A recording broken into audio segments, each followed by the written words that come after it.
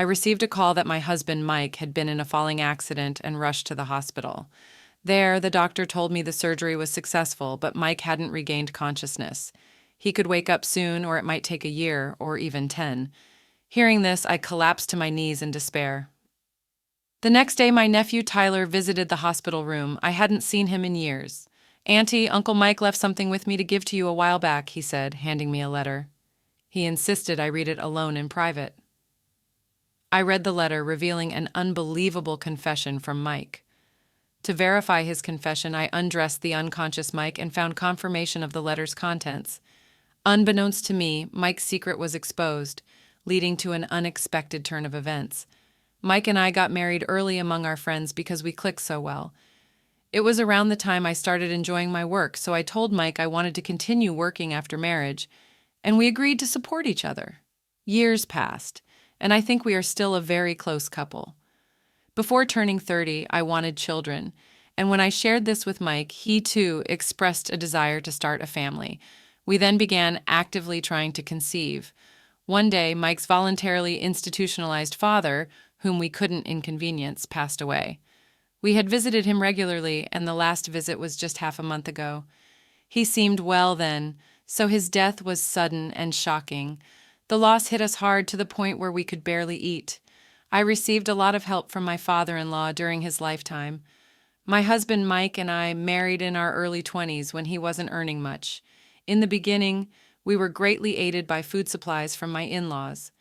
Eventually, we started earning enough to raise a child and began thinking about repaying my father-in-law.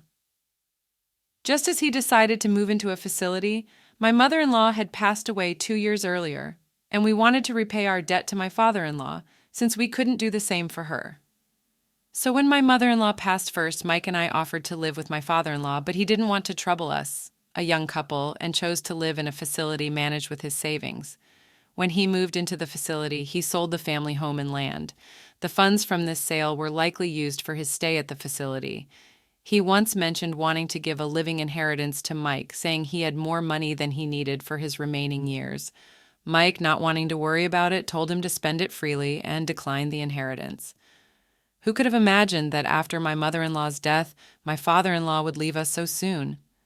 Mike regretted not insisting on living together and not being able to repay his father's kindness, but we couldn't mourn forever. The nightmare from my mother-in-law's death was about to recur. Mike has an older sister who is somewhat problematic, and I've hardly met her. When my mother-in-law died, she was only concerned about the inheritance, ignoring my grieving father-in-law and us. Even before the funeral, she demanded her share of the inheritance in a commanding tone. Eventually, to silence his demanding daughter, my father-in-law gave her what he called severance money, under the condition that she never show her face to him again. We took this as an effective disownment. Since then, she hasn't appeared before my father-in-law. She wants to see him but can't, as he hasn't shared his whereabouts. Mike and I had not been informed about the sale of his parents' house, so it seemed like his sister hadn't visited there either. Therefore, she likely didn't know that the house and land had already been sold. Knowing her, she might demand a share of the sale proceeds once she finds out. We could keep my father-in-law's death a secret, but dealing with her complaints later would be unpleasant. So we decided to contact her and distribute everything equally to avoid future troubles. The problem is the will. My father-in-law was very concerned about her actions after his death.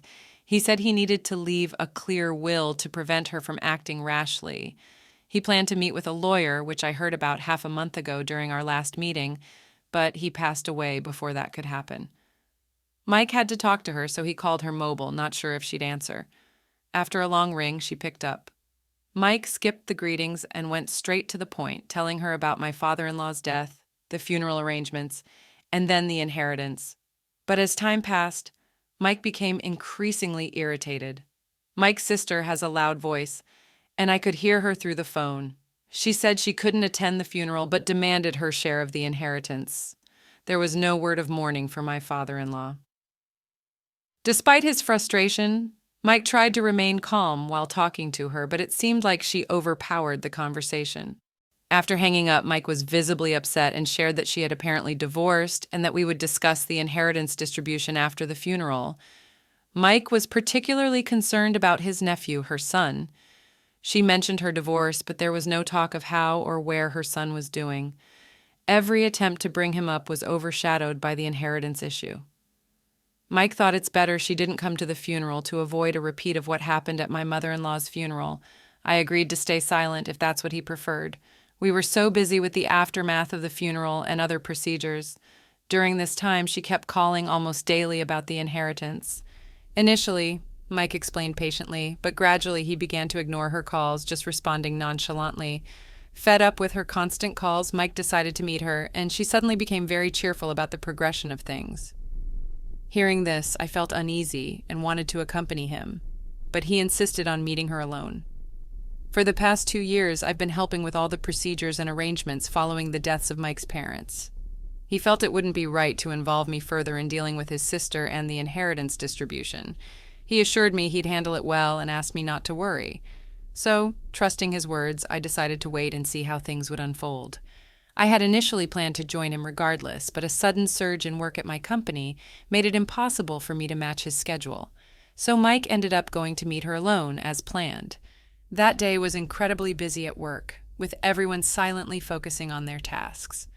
During my break, I couldn't help but worry about Mike.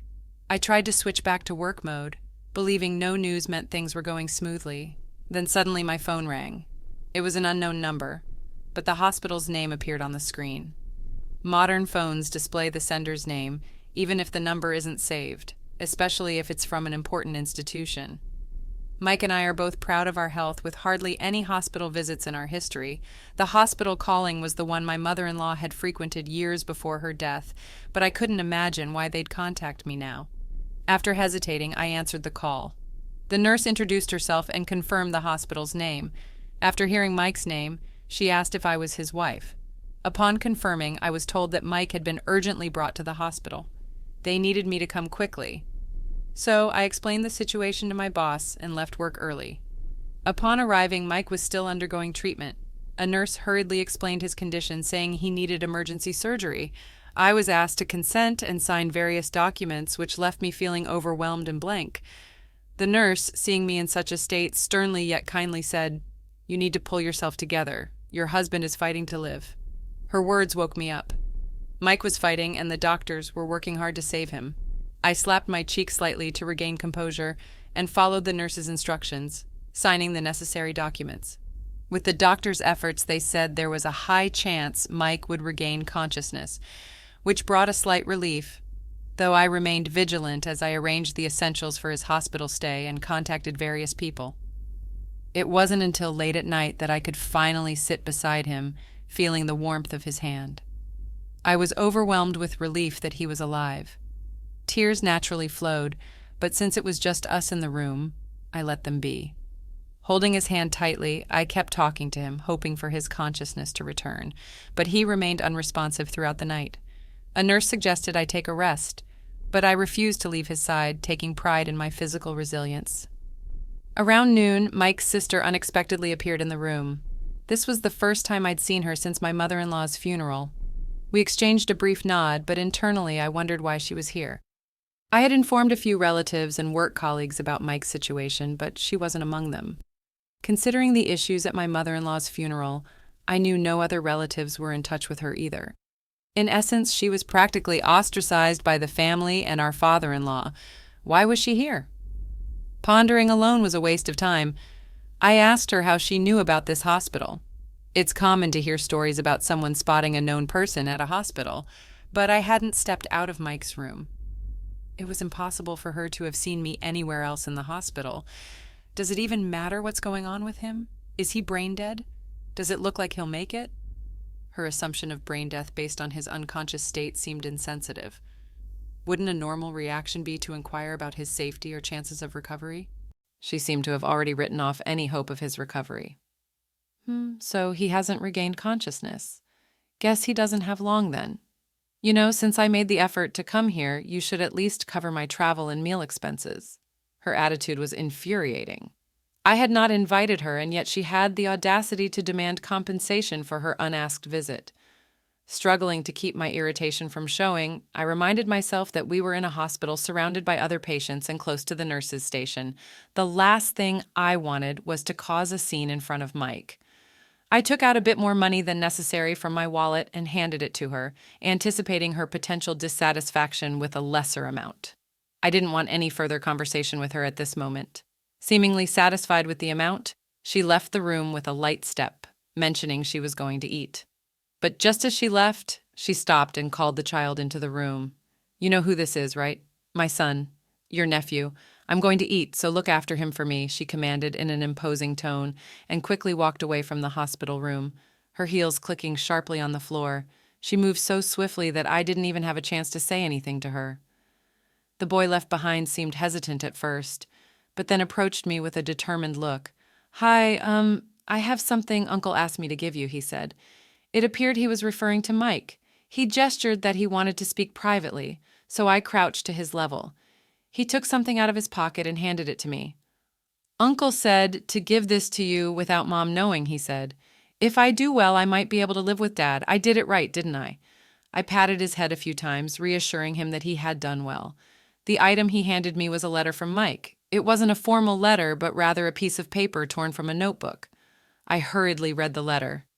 Mike and his sister were initially supposed to meet at a cafe. However, on the day of their meeting, she suddenly called him to her house instead. Mike wrote that he suspected something was amiss and decided to document the events while watching for an opportunity. He mentioned a mysterious injury he had sustained around the time of his mother's death, which was news to me. He probably treated it himself without my knowledge. The letter made me wonder why he was bringing this up now. As I continued reading, an unbelievable story unfolded. During the disputes over his mother's inheritance, Mike once felt an odd sensation in his leg after walking through a crowd. He discovered a deep cut on his thigh. Shocked, he found a utility knife in his pocket that he used for work. The blade wasn't exposed, but he figured it might have accidentally cut him if it hit just the wrong spot. Fortunately, the wound seemed minor and likely to heal quickly, so during that busy time, he chose not to tell me and took care of the injury himself. However, now his sister was implying that she was responsible for the injury. She claimed to have inflicted it in the crowd, aiming for an artery but failing. She even knew the exact location of the wound. I checked Mike's thigh while he was unconscious and found the old cut. It wasn't that I didn't believe him, but part of me hoped such a wound wouldn't exist. The thought of someone harming another for inheritance was appalling. While receiving an inheritance is certainly better than not, causing harm to increase one's share is reprehensible. However, contrary to my wishes, I found an old cut on Mike's thigh, clear evidence of his sister's malicious intent. As I felt anger bubbling up, I carefully redressed Mike and turned my attention back to the letter. Mike wrote that he was convinced his life was in danger. The hurried writing indicated he had written it while his sister briefly left the room. Oddly, she had insisted on having her son, Mike's nephew, present during their inheritance discussion. Before she was disowned, Mike had adored his nephew, and she probably remembered this. It seemed like she planned to use her nephew as bait in a tearful plea to secure a larger share of the inheritance. Mike, feeling threatened, had instructed his nephew to give me the letter if anything happened to him. He added in the letter that there was evidence in the inner pocket of his jacket. I searched the jacket he was wearing at the time of his accident. The bloodstains from the fall indicated the severity of the accident. I hadn't touched it since the nurse gave it to me, along with his other personal belongings. As instructed, I reached into the inner pocket and found a hard object. It was a voice recorder. I recalled the doctor mentioning that people usually try to protect their head during a fall, but Mike had injuries on his arms that suggested he was shielding his chest. The doctor had even asked if Mike had any heart conditions, which was surprising since Mike always boasted about his health and had never suffered from any serious illnesses. The voice recorder from the chest pocket explained it all. Mike had shielded it to protect the evidence at the risk of his own life. I played the evidence Mike had risked his life to protect and was left speechless. The contents were so shocking that I couldn't find the words to express my astonishment. But it was undoubtedly evidence that could incriminate his sister. I immediately contacted the police. Shortly afterward, Mike's sister returned, cheerfully patting her stomach and saying she was satisfied, demanding the chair I was using. She sat down, crossing her legs, and started touching up her makeup. I asked her about the outcome of the inheritance distribution. She claimed that Mike had agreed to give her a larger share. When I asked if she was with Mike when he fell, she said they had parted ways right after leaving the cafe where they met, and claimed she knew nothing about the accident. She was lying. The discussion had been abruptly changed to take place at the sister-in-law's house, and all the subsequent events were captured on the voice recorder Mike had protected. I decided not to confront her lies immediately, but instead asked other questions about memories with Mike and their father. Why she hadn't told us about her divorce earlier, and how she was living now. I also inquired about when she left the restaurant, how long she stayed there, and the name of the place. However, she soon became irritated and pushed me away, exclaiming, "He was my father. You're just an outsider who married into the family." Indeed, I might not have a direct connection to the inheritance, but Mike's life-threatening accident certainly involved me. So I pleaded with her to tell the truth. "Do you think I'm lying?" she retorted, visibly outraged. I played the voice recorder. Mike had risked his life to save. The recording began with Mike expressing concerns about the difficulty of their conversation and his intention to record it for evidence. His sister immediately pressured him for a larger share of their father's inheritance. Initially, she was somewhat reserved, claiming she needed help raising her nephew alone. But when Mike rejected her suggestion, demanding that she ask her ex-husband for child support, her demeanor shifted dramatically. She confessed to having inflicted the cut on Mike's thigh during the dispute over their mother's inheritance. "I thought if you were out of the picture, I'd get more," she said gleefully, though she admitted to being scared back then, limiting her actions to a mere cut. She now boasted about being capable of making it look like an accident. "Be careful of your back in high places. I'm always watching for a chance," she threatened. The fear and tension in Mike's voice were palpable through the recording. Feeling the danger of staying at her house, he cleverly changed the topic and suggested moving to a public place. "There's a great fish restaurant nearby. Let me treat you, sister. Why don't you get ready?" Suddenly her demeanor shifted and she left to get ready. In that moment, Mike quickly wrote a letter to me, entrusting it to his nephew. In a hushed voice, he mentioned the voice recorder, hoping I would find it. But just in case, he gave the letter to his nephew. After leaving her house for a restaurant, Mike treated his sister to lunch, but she remained her usual self. Upon leaving the restaurant, Mike suggested consulting a lawyer due to the deadlock in their discussion. When Mike said he was heading home, his sister insisted on accompanying him to the station. During their walk, she tried to dissuade him from involving a lawyer, claiming it would complicate matters. When Mike refused, she began shouting at him in the street. Remaining calm, Mike insisted that involving a third party was best and said he would speak to a lawyer he knew. Suddenly there was a sound like something falling or rolling, followed by commotion and voices calling for an ambulance. The recording stopped, possibly because the stop button was hit when Mike's jacket was removed for emergency treatment. After the playback ended, the sister-in-law initially seemed shocked, but then became defiant. "So what? How does this prove anything? It's just a sibling argument. It's not about the inheritance dispute," she argued. "Really, that doesn't prove anything. Are you trying to say I'm the culprit? There's no evidence that I did anything." "This is enough evidence to show the police that there's a possibility of foul play," I replied. While the sister-in-law was away, the police had already arrived and confirmed the contents of the voice recorder. They had been waiting in hiding, anticipating her return. "Police here!" she gasped in disbelief. She had always looked down on others and seemed to have a misguided confidence that she could never be caught or held accountable by the police. As the reality of her actions began to dawn on her, her previously arrogant and confident demeanor shifted to one of fear. The entrance to the hospital room was covertly blocked by plainclothes detectives posing as visitors. We were on the 4th floor, leaving no easy escape route even if she wanted to flee. Jumping out of a window would not end well for her. A detective entered the room, approaching the sister-in-law, who was frantically looking around with a pale face, desperately searching for an escape route. They wanted to question her since she might have been the last person with Mike, suggesting the incident was more than an accident. Maybe it was just someone who looked like me. "There are supposedly 3 people in the world who look like each of us," she blurted out, seemingly trying to claim a case of mistaken identity. Despite her voice being recorded on the voice recorder, she tried to use a childish excuse to escape responsibility. I couldn't help but let out a wry smile at her attempt. The police were not swayed by her excuses, dismissing them with a nonchalant, yeah, I get it. Culprits often change their stories and make incoherent statements, which was exactly what the sister-in-law was doing as the police took her away. I handed over the voice recorder to the detective in charge, who seemed to be the lead investigator. After the sister-in-law's drama subsided, another person appeared. I had made another call when contacting the police. As the nephew saw the man enter, he exclaimed, "Daddy!" and leapt into his father's arms. The former brother-in-law acknowledged me with a nod and then embraced his son, seemingly vowing never to let go. During the interaction between the sister-in-law and the police, the nephew had been scared and hiding behind me. He had been disheartened even after the police left, but his spirits lifted instantly upon seeing his father. This was the first time I had met the former brother-in-law since my mother-in-law's funeral. I had contacted him for a reason. The voice recorder Mike had safeguarded contained the sister-in-law's true feelings about her son. She had bluntly stated that she never wanted a child and only gave birth because she had to, never feeling any affection for him. Childcare was mostly left to the former brother-in-law, and his parents had often helped, so when they divorced, he thought he would easily get custody.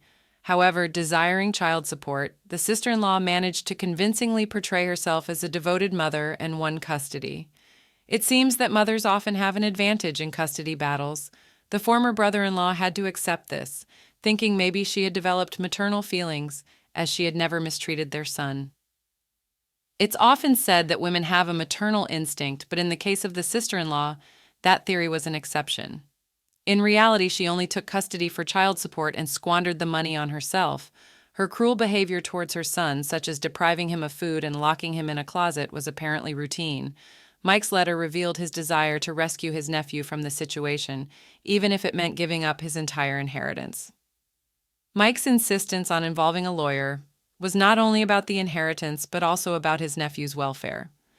I couldn't help but feel that behind my husband's unwavering determination, even in the face of the danger posed by his sister, there was a resolve to save our nephew. It made me realize that I, too, needed to uphold that determination. I never relied on the inheritance.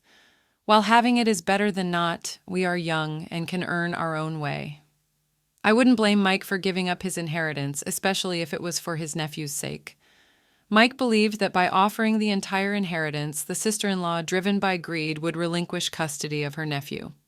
The letter also mentioned that once the nephew was safely away from his mother, he would be entrusted to his father.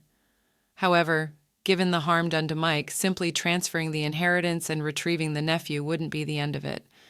I felt the sister-in-law needed to be held accountable and made to regret her actions. The former brother-in-law became increasingly enraged as I relayed everything from Mike's letter. Seeing his drastically changed son, he blamed himself for what had happened. After the divorce, the nephew lived with his mother, but the former brother-in-law had managed to secure a monthly visitation agreement.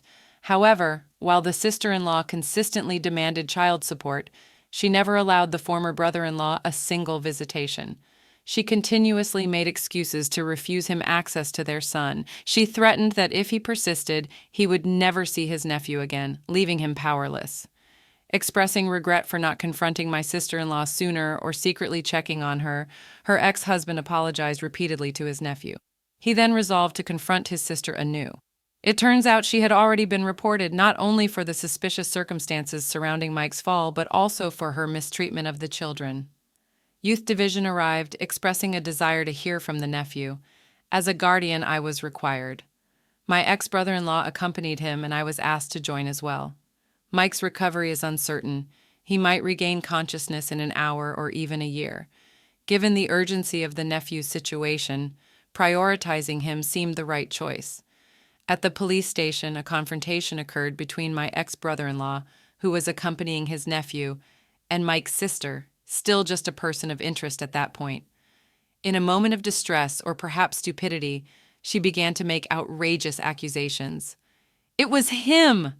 This man told me to do it. He's a demon. I'm the real victim here, seduced by a demon into marriage." She hysterically labeled her son as a child of a demon. Her ex-husband couldn't stay silent. "What do you mean, child of a demon? Stop harming the kid further after pushing Mike down and continuing your excuses. Blaming others makes you the real demon."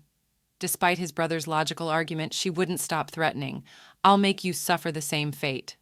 Everyone at the police station looked disdainfully as she was dragged away by the police. Given the risk she might harm others, she was detained. The investigation quickly advanced when surveillance footage from a shop near the staircase at the station entrance, where Mike was pushed, showed her making a pushing motion. Although the camera angle didn't confirm the push, the detective assured they would get a definitive confession. With the sister-in-law in custody, the focus shifted to the nephew's custody. Based on her recorded statements and the nephew's account, it was decided he should stay with my ex-brother-in-law. The nephew was overjoyed to live with his dad, who, along with his parents, was ensuring a comfortable life for him. After the police interrogation, I returned to the hospital, resolved to stay by Mike's side until he regained consciousness. But the next morning, Mike regained consciousness. Though there was no concrete proof yet, when told Mike's sister was being questioned by the police, he said he had something to tell the detective. Following Mike's request, we got the detective to come over. Mike told the detective that he was pushed from behind by his sister and said that her fingerprints, or rather her handprints, must be clearly on the jacket he was wearing at the time. The forensics confirmed her handprints on the jacket, along with clear fingerprints. However, fearing she might still find a way to deny it, the police went to great lengths to check all the nearby security cameras. Additionally, they appealed to the public for information. Someone who was filming nearby contacted them, saying their footage might have captured the altercation. The person checked their footage after realizing an incident had occurred and found it clearly showed the sister-in-law pushing Mike. Confronted with undeniable evidence, the sister-in-law was defeated and arrested without resistance. After some recovery, Mike, through his lawyer, demanded compensation and medical expenses from her. But her bank account was empty, and she owned nothing of significant value. Even her beloved brand bags were all fake, bought from dubious sources. When asked for compensation, she simply said she had nothing to give. Mike then proposed splitting his father's inheritance equally and later managed to collect the compensation and medical expenses. When the inheritance was distributed, although most of it went towards Mike's payments, a small amount did end up with the sister-in-law. However, all the money was used for legal fees for the crimes she committed, and now it seems there is hardly any money left in her account. This was because the sister-in-law, being selfish and not very bright, would enter into a contract with any lawyer who said something inconvenient for her, even if they were in the middle of an investigation. Since retainer fees are non-refundable, her money kept dwindling as she repeatedly fired lawyers. Eventually, the lawyer she chose, who just followed her orders, apparently couldn't provide a proper defense, making the trial look bleak. After being placed with my ex-brother-in-law, the nephew's emaciated body recovered to a size more fitting for his age. These circumstances heavily influenced the custody battle, and a lawyer skilled in custody issues successfully took the nephew away from the sister-in-law. They argued that proper upbringing was impossible under the sister-in-law due to her parenting style and the severity of her crimes, emphasizing how much my ex-brother-in-law loved the child. They showed that the nephew wanted to live with him and took into account the care he received after Mike's sister's arrest, smoothly securing custody. Now I hear they are living peacefully with my ex-father-in-law and his parents. Sometime after Mike was discharged and returned to normal life, I started feeling unwell. Worried it might be due to the strain of looking after him, I went for a checkup and found out we were expecting a new life. We talked about using what his sister did as a lesson, hoping to raise our child to always smile and be kind to others. We believe our happiness is just beginning.